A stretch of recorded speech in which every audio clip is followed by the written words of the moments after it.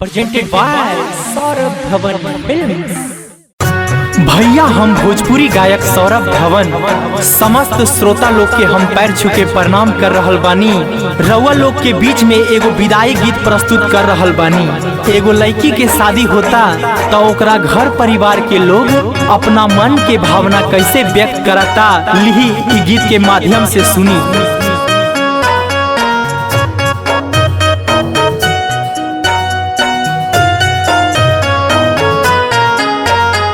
मोरा प्यारी दुलरिया रे बेटी, मोरा प्यारी दुलरिया रे बेटी, छोड़ी आज चालू ससुरा। मोरा प्यारी दुलरिया रे बेटी, छोड़ी आज चालू ससुरा।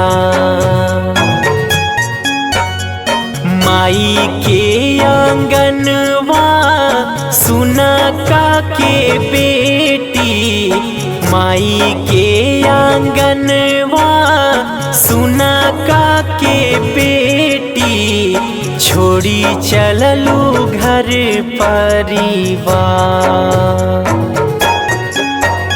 मोरा प्यारी दुलरिया रे बेटी, छोड़ी आज जालू ससुरा।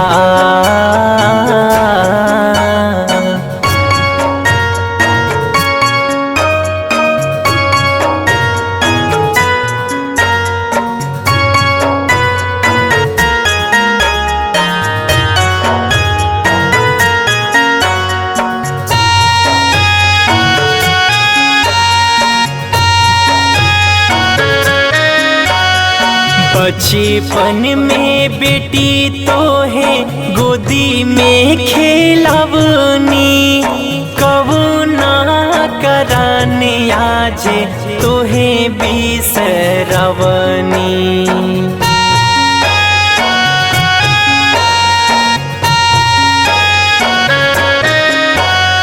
बचपन में बेटी तो है गोदी में खेलवनी, कवना कराने आज तो है बिसरवनी। पापा के पगड़ी के लाज तू रखी है, पापा के पगड़ी के लाज तू रखी है, भूलई है जानी घरवा दुआर। मोरा प्यारी दुलरिया रे बेटी, छोड़ी आज जालू ससुरा।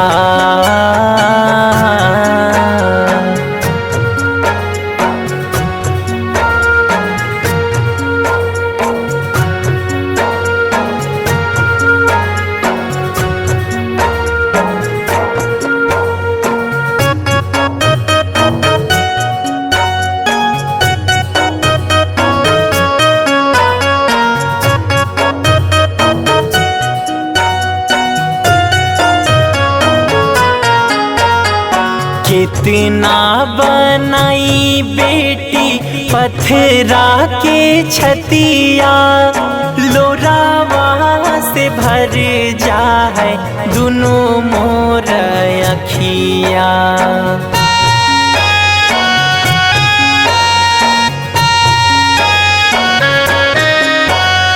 कितना बनाई बेटी पत्थरा के छतिया, लोरावा से भर जाए दोनों मोर अखिया।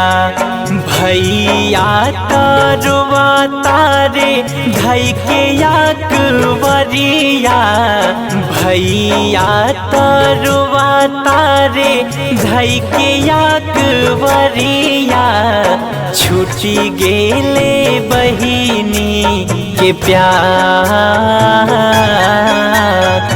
मोरा प्यारी दुलरिया रे बेटी आजू छोड़ी जालू ससुरा।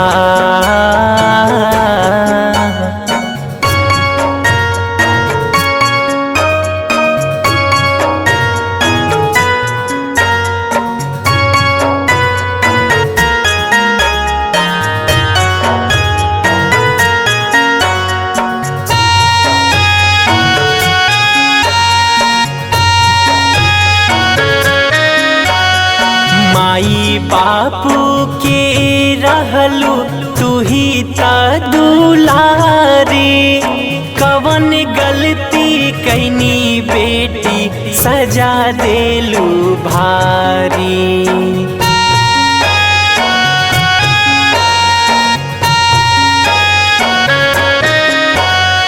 माई बापू के रहलू तू ही त दुलारी, कवन गलती कैनी बेटी सजा देलू भारी।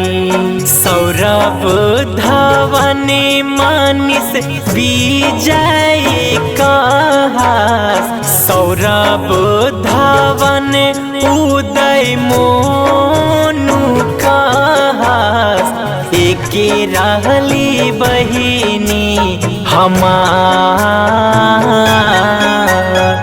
मोरा प्यारी दुलरिया रे बेटी छोड़ी आज जालू ससुरा।